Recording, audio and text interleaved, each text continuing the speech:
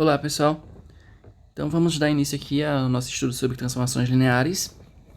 Então, as transformações lineares são um tipo bem específico de função, no caso. É um tipo bem simples, que tem propriedades que as tornam funções bem simples de trabalhar. Então, vamos dar início aqui a esse estudo. Vamos usar muito os conceitos de espaços vetoriais, então é uma continuação aqui natural do estudo dos espaços vetoriais. Primeiro a gente estudou aí os conceitos dentro de um espaço vetorial, o que se pode fazer, o que não pode lá dentro. E agora a gente vai estudar as relações entre espaços vetoriais, né? Funções entre espaços vetoriais. Vai estudar um tipo bem específico, que é essas transformações, que tem as seguintes propriedades. Vou explicar aqui para vocês. Então a gente pega aqui, se a gente pegar dois vetores V e W, que serão o domínio e o contradomínio da nossa função, a gente define aqui uma transformação linear, ou às vezes aplicação linear, eu posso usar as duas terminologias. Vai ser uma função que vai de V em W e satisfaz essas duas condições. Então, o que as tornam...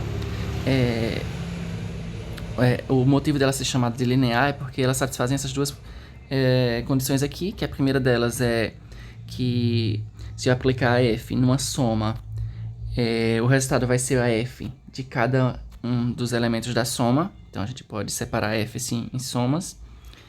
E quando a gente aplica f num produto por escalar, o escalar ele sai da f, né? Ele vem multiplicando aqui para fora. Vai ser f vezes kv, vai ser k vezes f de v.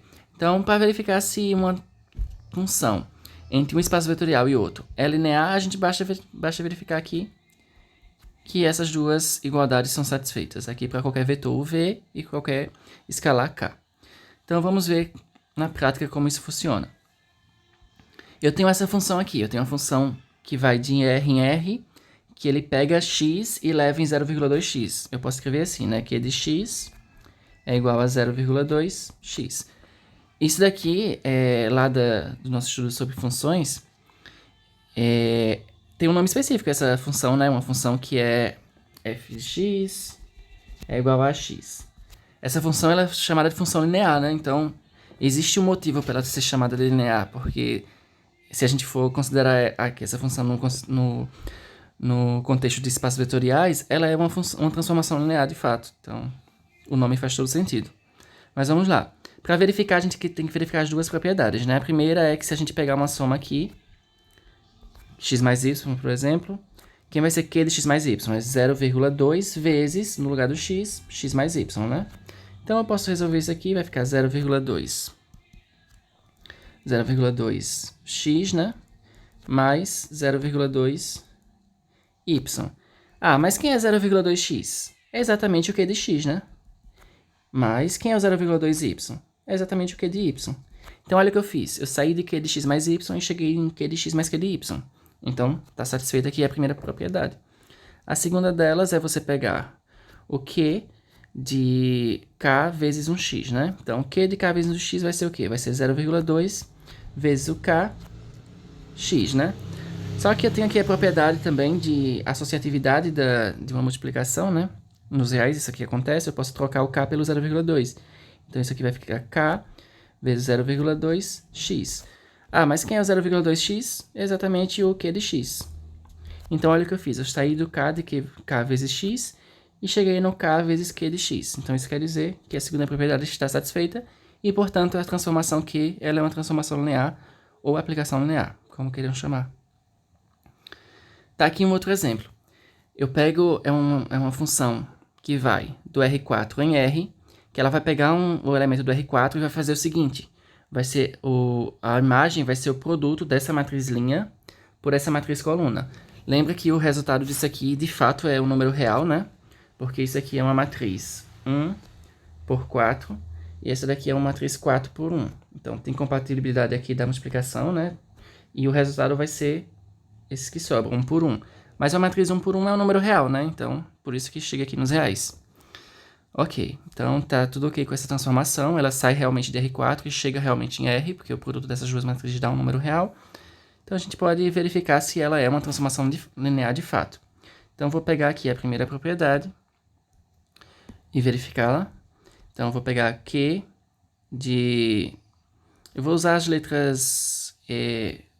na verdade, eu vou pegar...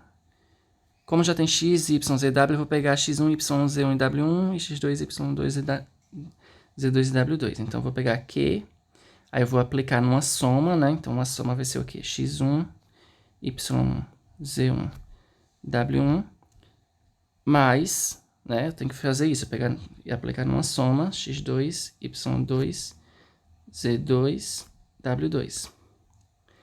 Beleza. Mas quando eu pego Q e aplico no vetor, o que acontece? O resultado vai ser essa matriz aqui, 0,2, 0,06, 0,13 e 0,32 vezes quem? Vezes, vou botar em parênteses, vezes o que está dentro do Q, né? Que é essa soma. Então, vai ser vezes x1, y1,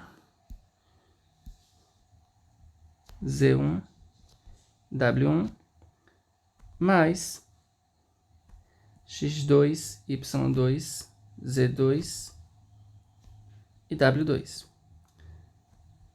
Aí tá, beleza. Só que a gente aprendeu que quando eu tenho uma multiplicação aqui de uma matriz pela soma de duas outras matrizes, eu posso usar a distributiva, né? Eu sei que o resultado vai ser esse vezes esse, mais esse vezes esse.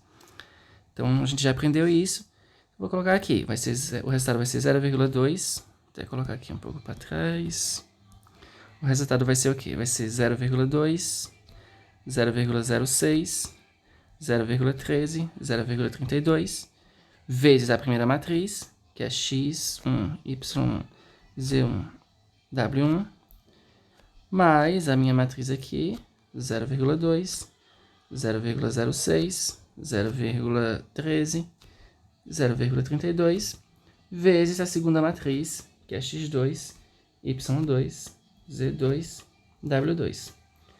Mas olha que legal, esse produto aqui é exatamente o que de... opa, tem que botar maior.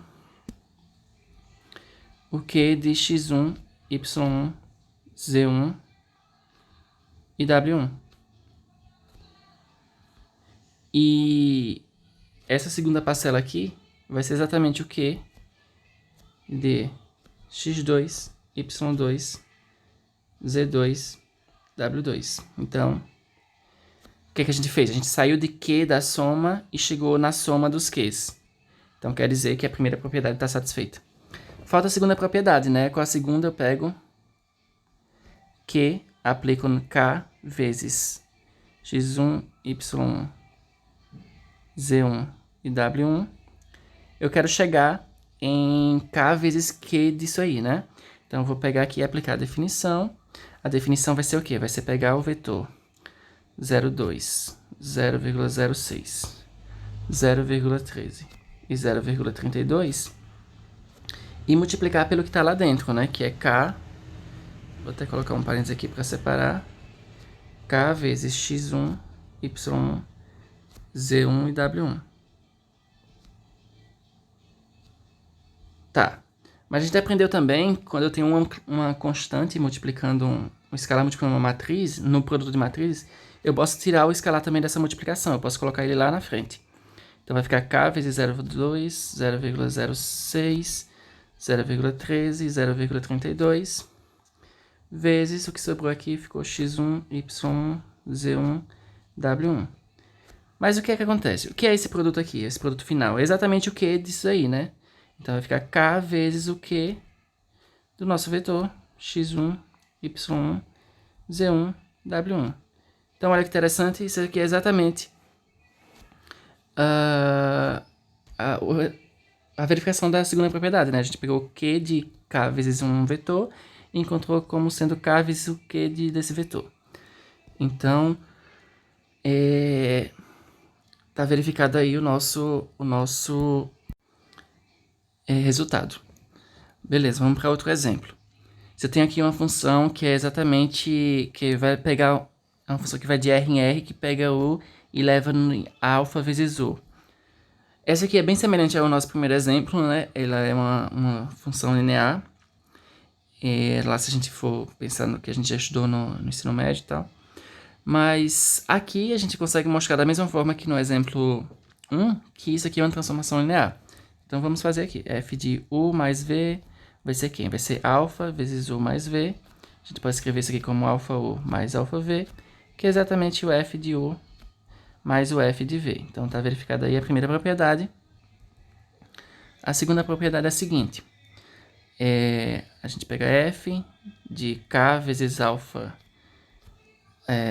alfa U... Opa, desculpa. Pega K vezes U, né? Isso aqui vai ser quem? Vai ser alfa multiplicada pelo que está dentro, que é K vezes U. Mas aí a gente pode trocar a ordem, fica K vezes alfa U.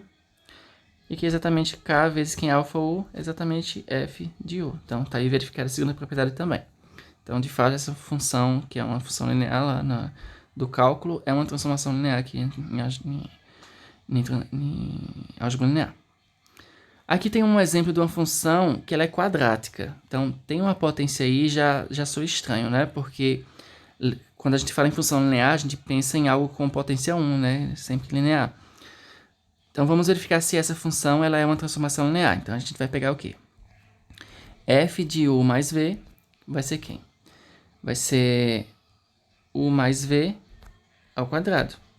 Mas U mais V ao quadrado é o quadrado primeiro, mais 2 vezes o primeiro vezes o segundo, mais o quadrado do segundo.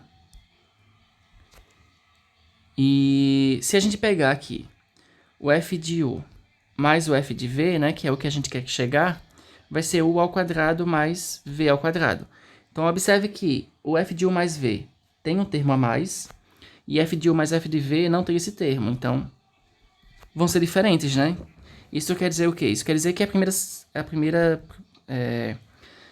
condição não é satisfeita. Então, F não é transformação linear. Ok? E até a gente já desconfiou no início, né? Que tem aí, se a gente vê alguma função com um termo quadrático, essa função dificilmente vai ser linear. Na verdade, ela nunca vai ser. Certo? Beleza.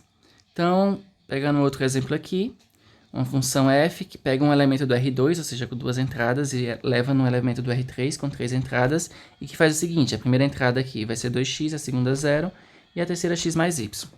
Tudo dependendo, claro, da nossa do nosso primeiro vetor, já que é uma função, né? A imagem depende do elemento que eu pego no domínio.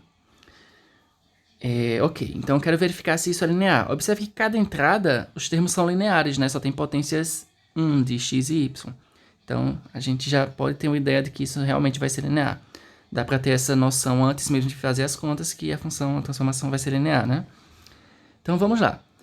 A gente vai pegar f de uma soma, ou seja, de x1, y1 mais x2, y2.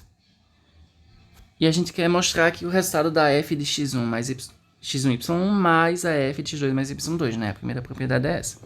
Então, a gente vai pegar e vai substituir, né? No lugar dos... Aqui vai ficar.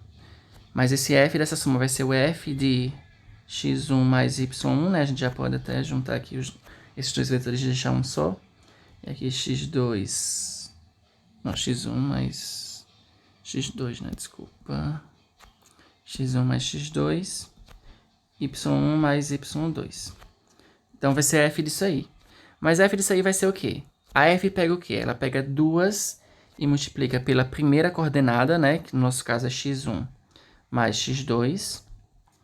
A segunda coordenada é 0 da nossa f.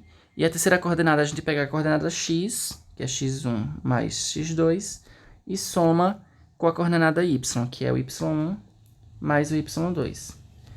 Então, a gente tem que organizar esse vetor aí de forma a chegar... Observe que a gente quer chegar aqui no final em f de x1, y1, né? Mais o f de x2, y2. A gente tem que ter isso em mente, a gente quer chegar nesse aí. Então, o que a gente vai fazer? A gente vai separar esse vetor de forma conveniente. A gente vai separar da seguinte forma. Aqui vai ficar só, juntando aqui, fica 2x1 mais 2x2. O segundo vai ser 0. E o terceiro vai ser, eu vou colocar até o x1 junto com o y1, Assim, x1 mais y1 mais o x2 mais y2. Já pensando no final, né? Porque aqui a gente pode separar esse vetor em duas somas, como 2x1, 0 e x1 mais x2, tudo dependendo do primeiro vetor. Opa. Certo. Não, na verdade eu quero que tudo fique dependendo do primeiro vetor, x1 mais y1, né? x1 mais y1. E o segundo vetor eu deixo assim, 2x2, tudo dependendo do segundo vetor. E aqui x2 mais y2. Mas se vocês forem observar, esse vetor aqui é exatamente o f de x1 mais x1, x2, y1. E esse vetor é exatamente o f de x2, y2. Então, de fato, isso é igual a isso. Então, está verificada a primeira propriedade. A segunda é até mais fácil de se verificar, que é o seguinte, a gente vai pegar f de k vezes x, y, né? Então, vai ficar f de kx, ky. Aí vai ficar o seguinte, vai ser duas vezes a primeira coordenada, que é kx, 0, e a primeira coordenada mais a segunda coordenada. Ok. Então, observe que a gente pode colocar o k em evidência. Então, aqui vai ficar 2x, aqui fica 0, aqui fica x mais y. Só que esse vetor exatamente é f de x, y, né? Então, vai ficar k vezes a f de x, y, que é exatamente a verificação da segunda propriedade. Então, de fato, a nossa transformação é uma transformação linear. Uma observação sobre transformações lineares sempre vai acontecer o seguinte. Quando a gente aplicar a transformação linear no zero, sempre tem que dar zero. Então, uma forma de verificar se uma transformação não é linear é verificar se o t de zero é diferente de zero. Se isso acontecer, a transformação nunca vai ser linear. Para verificar que o t de zero é zero, a gente faz o seguinte. O t de zero vai ser igual ao t de 0 mais 0, né? Já que 0 mais 0 é 0. E aí, como eu tenho uma soma, eu posso separar. Então, vai ser t de 0 mais t de 0. Então, a gente pode fazer o seguinte aqui. T de 0 é igual a t0 mais t0. A gente pode usar o cancelamento aqui. Sei lá, vai cancelar um desse com um desse. Então, vai ficar o quê? Vai ficar... Aqui vai ficar 0, né? Que eu cancelei. Igual. E aqui no final vai ficar 0 mais t0, né? Então, isso implica que t de 0, de fato, é igual a 0. Então, a gente consegue verificar essa propriedadezinha. Ok. Um outro exemplo aqui, para quem já viu derivadas, para quem não viu, pode ignorar esse exemplo. É o seguinte, a gente pega uma transformação que vai dos polinômios de grau menor ou igual que n e leva nos polinômios de grau menor ou igual que n, que vai pegar esse polinômio e exatamente ter como imagem a derivada desse polinômio. Então, a gente vai verificar as duas propriedades, né? A primeira delas é d de uma soma, né? D de uma soma, d de f mais g, tem que ser quem? D de f mais g, a d faz o quê? Leva o elemento na sua derivada, então vai levar f mais g na derivada de f mais g. Só que a gente aprendeu lá no cálculo que a derivada de uma soma vai ser exatamente a soma das derivadas, né? Então, g' aqui. Só que f' vai ser quem? Exatamente a d de f. E a g' é quem? É a d de g. Então, olha o que a gente fez. A gente saiu de d de uma soma e chegou na soma dos d's. Então, quer dizer que está verificada a primeira propriedade só usando as propriedades aí de derivadas. A segunda propriedade, mesma coisa. A gente tem d de k vezes f. Por definição aqui da nossa d vai ser k vezes f'. Só que a gente aprendeu também que a derivada de uma constante vezes a função vai ser a constante vezes a derivada da função, né? Só que isso aqui vai ser igual a k, que é f' df. Então, a gente encontrou também aqui a segunda propriedade. Então, realmente, essa função, a transformação derivada, é uma transformação linear. Um outro exemplo aqui é o seguinte. É uma função que pega um vetor u, qualquer do vetor espaço vetorial, e leva no vetor zero, ou seja, f de u é sempre zero para qualquer valor de u. Então, vamos verificar as duas propriedades. F de u mais v vai ser quem? F de u mais v, a gente viu que f de u é sempre zero para qualquer valor de u. Então, f de u mais v é um vetor de v, então f de u mais v tem que ser zero. F de qualquer coisa vai dar zero nessa função, no caso. Só que 0, só para manipular aqui para chegar onde eu quero, 0 pode ser escrito como 0 mais 0, né? E 0 é quem? Pode ser escrito como f de u, porque f de u é 0. E esse outro 0 eu escrevo como f de v, porque f de v é 0 também, f de qualquer coisa é 0. Então, observe, eu saí de f de u mais v e cheguei em f de u mais f de v. Então, está verificada a primeira propriedade. Para verificar a segunda, mesmo argumento, f de k vezes u, sempre que vai ser 0, né? Por definição, a f de qualquer coisa é 0. Mas 0 pode ser escrito como k vezes 0, né? Já que dá 0 o resultado. K vezes. Só que esse 0 pode ser escrito como f de u. Então, cheguei também que f de ku vai ser k vezes f de u. Então, está verificada aí a segunda propriedade. E, portanto, essa transformação, que é a transformação nula, ela é uma transformação linear também. Neste exemplo 7, a gente tem um tipo de transformação linear que ele é importantíssimo. A gente vai ver que qualquer transformação linear, mais à frente, pode ser escrito como uma transformação linear desse tipo aqui, que é exatamente uma que leva um vetor do Rn em um vetor no produto de uma matriz por esse vetor. Ou seja, basicamente a transformação linear é exatamente o produto por uma matriz. Então, isso é uma forma de simplificar bem as transformações lineares, né? Exatamente um produto por uma matriz, que é algo bem simples de fazer. Mas vamos lá verificar que, de fato, eu defini como sendo LA, essa transformação, é uma transformação linear. Então, o que eu faço? Eu pego LA de U mais V, né? Quem vai ser LA de U mais V? Vai ser A vezes U mais V. Só que A vezes U mais V, aqui é propriedade de produto de matriz, né? Vai ser AU mais AV. Só quem é AU? É LA de U. Quem é AV? É LA de V. Então, a gente mostrou que a LA de uma soma vai ser a soma dos LAs. Então, quer dizer que isso aqui está verificada a primeira propriedade. Segunda propriedade, mesma coisa. LA de K vezes U vai ser quem? Por definição, vai ser A de K vezes U. Só que... aqui multiplicando, né? A vezes K vezes U. Só que aqui essa constante ela pode sair aqui multiplicando. Então, vai ser K vezes AU. Observe que esse AU é um produto de matriz, tá, gente? De produto de matriz a gente pode tirar as constantes. Então, fica K vezes AU, quem é? LA de U. Então, a gente verificou também a segunda propriedade. Então, de fato, a transformação LA é uma transformação linear. Se a gente considerar agora o A como sendo essa matriz aqui, é uma matriz 3 por 2, né? Então, LA vai estar definida de onde até onde? A LA vai ter que estar definida do R2 aqui para o R3, né? Sempre que eu tenho uma matriz assim, para definir o LA, a imagem vai ser o R, aqui vai ser o número de colunas, e aqui vai ser o número de linhas. Coluna, linha.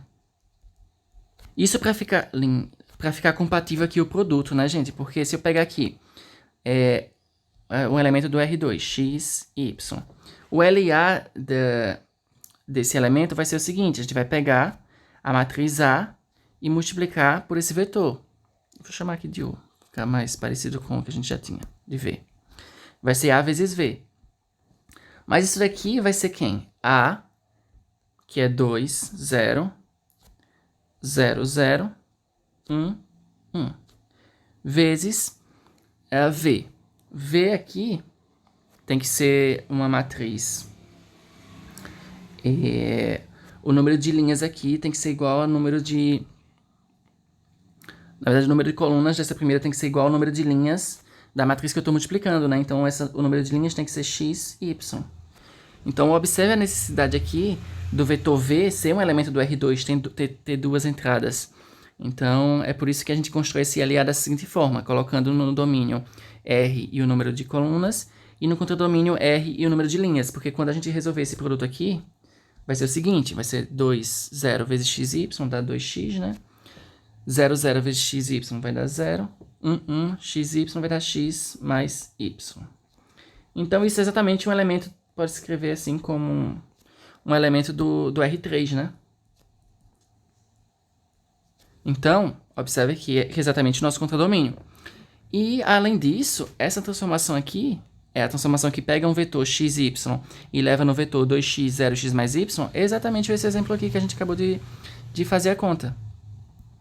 Então, observe que a gente pegou essa transformação linear e escreveu ela como sendo aqui o produto por uma matriz. Então, como eu falei, qualquer transformação linear pode ser escrito como uma LA.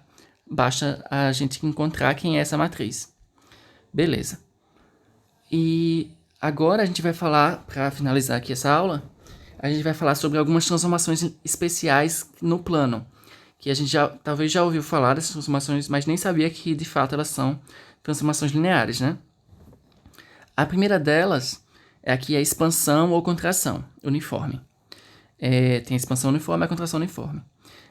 São transformações lineares dessa forma, ou seja, se fosse de R em R seria uma função linear, né? Só que aqui é do R2 em R2, que é o produto por um escalar, basicamente.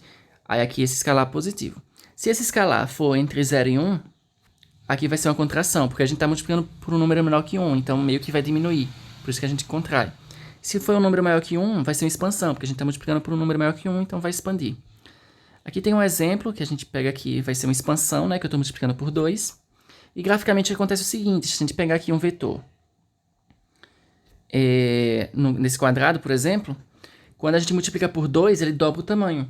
Então, ele vai estar aqui, vai estar maior. Se a gente pegar qualquer vetor dentro desse quadrado, vai levar nesse quadrado maior. Então, a gente meio que dobra o tamanho do quadrado quando aplica essa transformação linear. A imagem desse quadrado vai ser esse outro quadrado que é maior. O dobro do tamanho, na verdade. E, claro, a gente pode escrever na forma de matriz, né? Como eu falei, qualquer transformação linear pode ser escrito como um produto por uma matriz. Para fazer isso aqui, a gente sabe que essa transformação leva um vetor xy em duas vezes ele, né? Então vai ficar 2x e 2y. Só que 2x e 2y pode ser escrito como produto dessa matriz vezes x e y, né? Basta verificar que quando faz esse produto aqui, vai dar exatamente 2x e 2y. Tá aqui um outro exemplo, que é multiplicando por 1/2. Isso aqui vai ser uma contração, né? Já que o alfa é menor que 1. Então tá aí esses dois tipos de transformações lineares, que são expansão e contração. O nosso segundo exemplo aqui vai ser a reflexão em torno desse x. Então, o que é que a gente vai fazer? Essa transformação, ela pega um elemento aqui, por exemplo, se estiver no primeiro quadrante, quando aplica essa transformação, esse elemento vai estar refletido aqui no quarto quadrante. Então, essa transformação tem o papel de refletir em torno do x, por isso que é chamado de reflexão em torno do x, né? E a expressão dela é a seguinte, ela pega x e y e leva em x menos y. Faz até sentido, né, que a gente mantém aqui o valor do x, só que o y é trocado do positivo para o negativo, então vai do primeiro para o quarto quadrante. Então aí está a representação gráfica, e aqui a representação matricial, a gente pode escrever como sendo essa matriz vezes x e y, né? Basta verificar que realmente dá x e menos y, fazendo esse produto. O terceiro exemplo aqui é a reflexão na origem. Aqui na origem é quando a gente vai do primeiro quadrante para o terceiro quadrante, né? A gente transforma um vetor que tem, por exemplo, aqui no primeiro quadrante com as duas coordenadas positivas, em dois vetores com as duas coordenadas negativas. Então, dois valores com duas coordenadas negativas. Então, claro, isso aqui vai transformar um vetor que está, por exemplo, no primeiro quadrante, no terceiro quadrante. Se tivesse no segundo quadrante, ia transformar um vetor no quarto quadrante, né? Porque eu estou trocando as duas coordenadas. Então, eu troco quadrantes opostos, né? Por exemplo, aqui no nosso caso, tem um quadrante aqui que os x e o y são positivos. Então, quando eu aplico a t, o x e o y ficam negativos. Então, obviamente, vai estar no terceiro quadrante. Então, isso aí por isso que é chamado de reflexão com relação a origem, né? Que é refletido em relação à origem de fato. Para achar a matriz, basta aqui fazer esses cálculos e ver que, de fato, a matriz vai ser menos 1, 0, 0 e menos 1, né? Quando a gente fizer esse produto, vai dar, de fato, menos x e menos y. Beleza. Agora temos a rotação. A rotação de um ângulo. Todas essas transformações que eu estou falando, elas são transformações lineares, tá, gente? Vocês podem verificar. As duas propriedades são válidas para cada uma delas. Essa aqui é até eu acho mais interessante, que ela pode até generalizar as reflexões, a reflexão em relação à origem, porque observe que a reflexão em relação à origem, a gente meio que gira em 180 graus, né? E a relação E aqui a reflexão em torno do eixo X, a gente gira em relação, no sentido anti-horário que eu estou falando, 270 graus. Então, essa rotação aqui de um ângulo alfa, no sentido anti-horário, ela generaliza essas duas outras funções que a gente acabou de falar. E ela faz o seguinte, a gente pega aqui um vetor V, que faz um ângulo alfa aqui com o eixo X, e se a gente rotacionar aqui de um ângulo θ, claro, vai rotacionar se aqui estava um ângulo alfa, a gente rotaciona aqui para mais um ângulo θ, então o nosso vetor fica rotacionado de alfa mais θ, né? Porque já tinha alfa e rotacionou θ, então fica alfa mais θ. Para achar as coordenadas, aqui eu chamei de x' e y', a gente pode encontrar as coordenadas desse rθ com relação ao que a gente tinha do vetor v, né? Que a gente tinha aqui o comprimento no eixo x era x, no eixo y é y. E a gente vai chamar esse comprimento aqui do vetor v de r. Então, só com essas informações aqui, esse ângulo alfa, a gente encontra quem é o x' e o y' em função do nosso xy. Então, para fazer isso, a gente faz o seguinte. X' vai ser quem? X' é esse valor aqui. Usando lá os conceitos de trigonometria, o x' vai ser o r vezes o cosseno que o nosso vetor faz com o eixo x, né? Mas a gente sabe que esse vetor é alfa mais θ. E r aqui é o comprimento, claro, do vetor. Então, usando a fórmula aqui do cosseno da soma, vai ser aqui o cosseno alfa, cosseno θ, menos seno alfa, seno θ, tudo multiplicado pelo r, né? Que o r está multiplicando aqui. Só que o r cosseno θ vai ser exatamente o nosso x, né? Porque aqui, para verificar isso, vocês podem perceber que isso aqui é um triângulo retângulo. Então, o seno desse ângulo alfa vai ser o cateto oposto, que é exatamente esse tamanho aqui, que é o y, sobre a hipotenusa, que é r. Então, isso quer dizer que o y vai ser o r vezes o seno de alfa. A mesma coisa para o cosseno, né? Cosseno de alfa vai ser o cateto adjacente, que aqui é o valor do x, sobre a hipotenusa, que é r.